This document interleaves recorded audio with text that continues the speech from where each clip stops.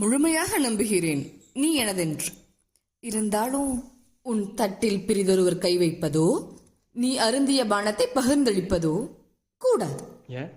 Germ spread பண்ணக்கூடாதுங்கிற நல்ல எண்ணத்துல தான் சொல்றேன். அப்புறம் எச்சக்கர வாகனமாயினும் முன்னோ பின்னோ வளமோ இடமோ பெண் அமர்தல் கூடாது.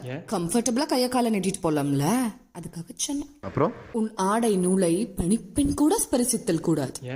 நம்ம வேலையை நம்ம தானே பார்க்கணும், அவங்களையும் கஷ்டப்படுத்திக்கிட்டு. அப்புறம் முடி திருத்துவதற்கு மங்கை அவசியமா என்ன?